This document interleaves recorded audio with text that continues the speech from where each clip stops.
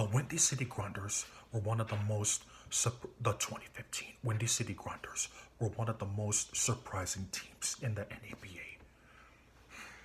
In 2015, despite finishing with the third seed in the Eastern Conference, in the Western Conference, excuse me, again, they made it further than anyone has ever expected, especially in the finals, where after trailing 2 games to nothing, they won the next 4 games to win the championship, their first in 24 years, and their ninth overall. The following season, however, the Grinders were not so good in the playoffs, similar to the 2016 Golden State Warriors. Anyways, this is Spoiler, and today we're gonna talk about the 2016 Windy City Grinders, or should I say, why the Grinders weren't able to repeat in 2016. Let's get things started. In 24, so during the 2014 off season, Derek Ensign made this decision, announced this decision that he would leave the Firecrackers and join the Windy City Grinders. Now, this move sparked a lot of controversy, with many people comparing it to LeBron James's off-season move from the Cleveland Cavaliers to the Miami Heat in 2010.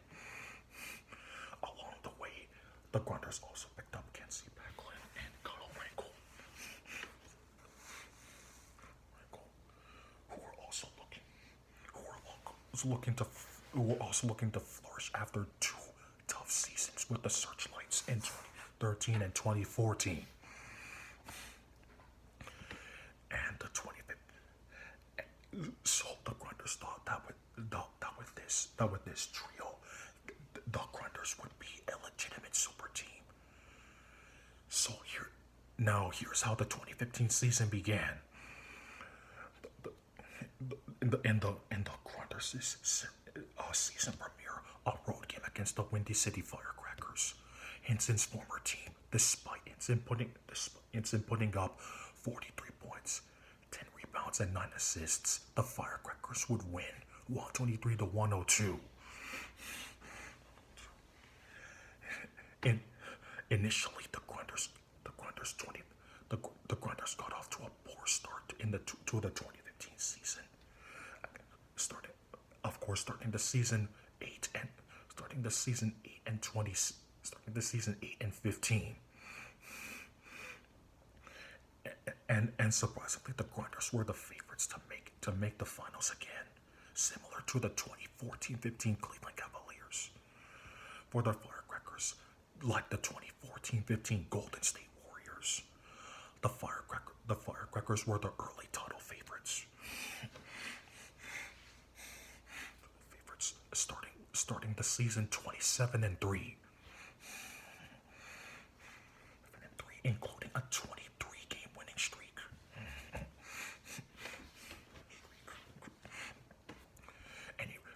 Anyway, let's get back to the Grinders. Again, after struggling from February to May, the Grinders would turn things around. Shortly before the All-Star break began, and they would continue turning things around even after the All-Star break. The Grinders would finish with the 2015 season with a record of 52-30, the third best record in the Western Conference, while the Firecrackers finished 76-6. Once again, the best record in the Eastern Conference. So both the Firecrackers and the Grinders again toured through the Eastern Conference, toured through their respective conferences. For the Firecrackers, they would sweep the New York City Tigers, defeated their division rivals, Cleveland Warriors, in 6 games, and swept the Philadelphia Lightning in the Eastern Conference Finals. For the Grinders, they would sweep the Sacramento Wildcats against the Portland Searchlights and defeated the Oakland Blue Devils in 5 games in the Western Conference Finals. So in the 2015 finals, at first, the Grinders were down 2-0. 2-0.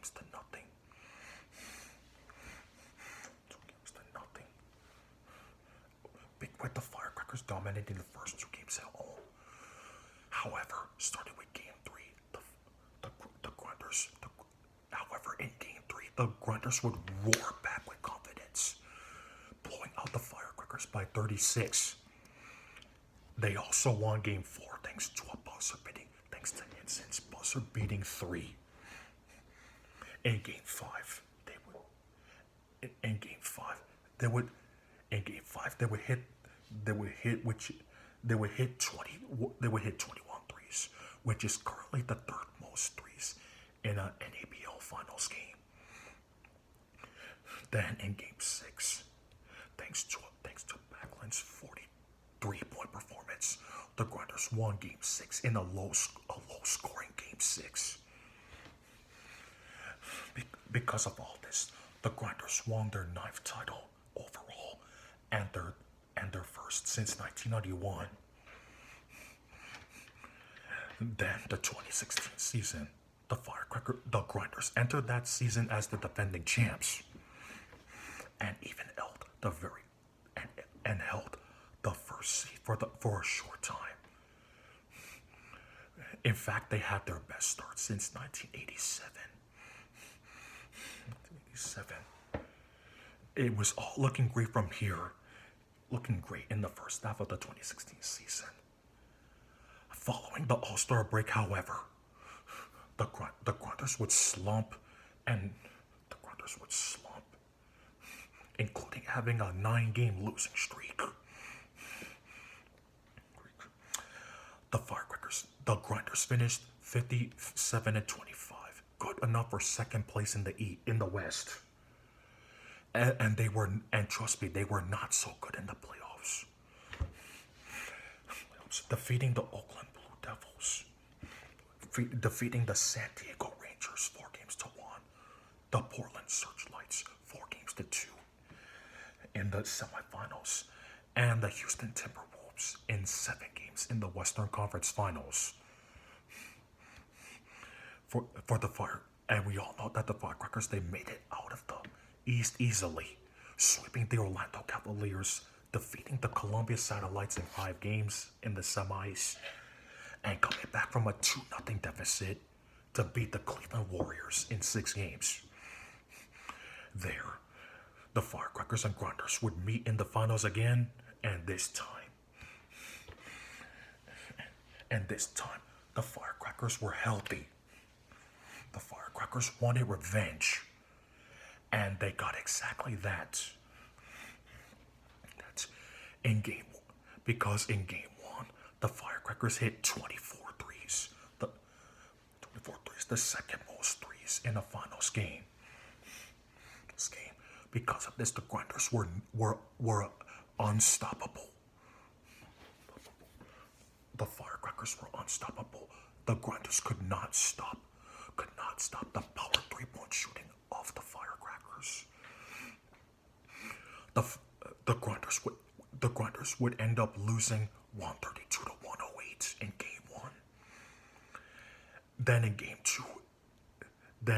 2, it was worse for the Grinders, as they lost 114-81, a 33-point loss for the Grinders, which was a very painful sight for Grinders fans. Not only Grinders fans, but the players as well. Eric Condos said, quote, "Again, losing by 33 against the team that we denied in the finals last year. It was really shocking. Words cannot describe how shocking the loss is. The 33-point loss was." Then came Game 3. Again, like in Game 3, the Grinders would dominate, and only in the first half, leading by as many as 28 points, and having a 25-point lead at halftime 74-49. So the Grinders thought that as they were leading by 20, they were leading the Firecrackers again. They would be dominant to take. They would be really. They would be really. They would be really. It would be really confident that they would take Game 3. In the second half, however, the Grinders would run out of gas.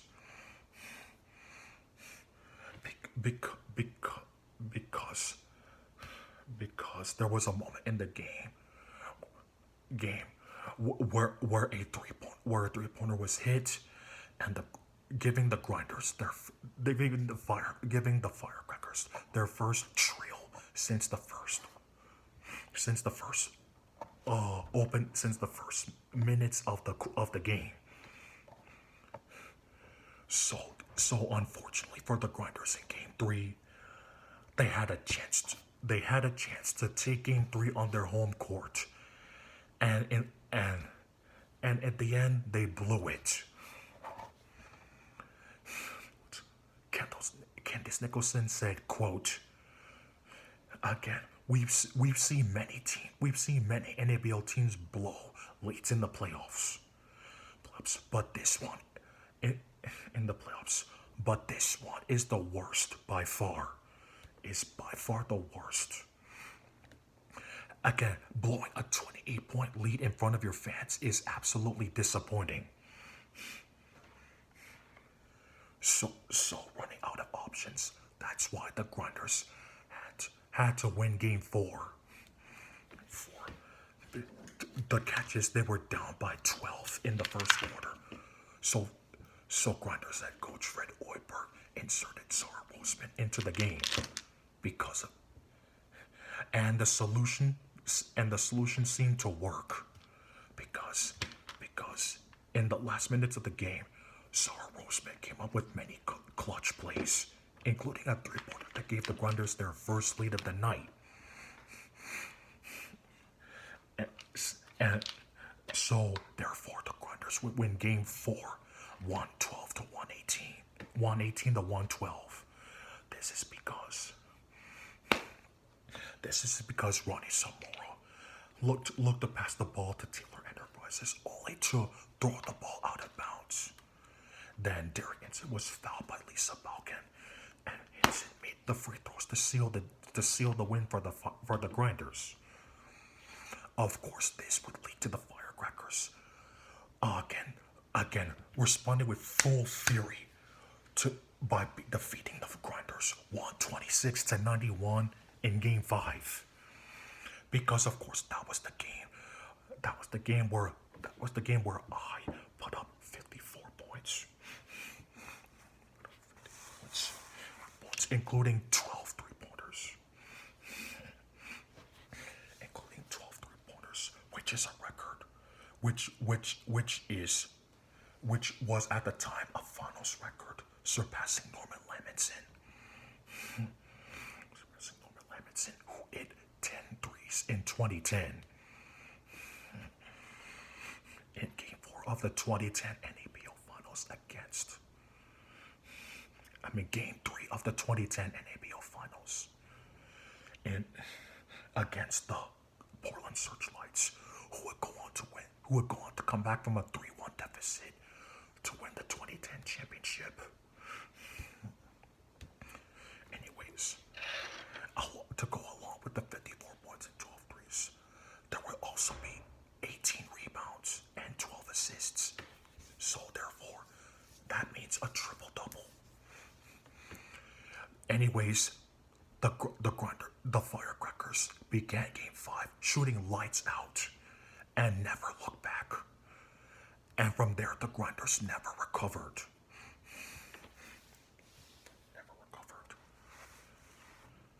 So that means the Grinders went from winning in 2015 to losing hard in 2016.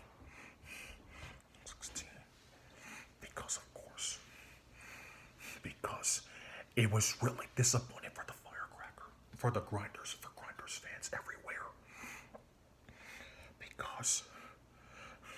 because they felt that the firecrackers disgraced everybody, disgraced their fans. Again, by not only in losing in blowouts in games 1, 2, and 5, but blowing a 28-point lead in game 3 at home. Anyways, that'll do it, folks.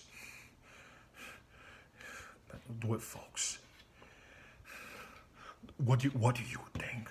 What do you think was the most important piece for the Grinders' downfall in 2016? Anyways, that'll do it for today. See you next time.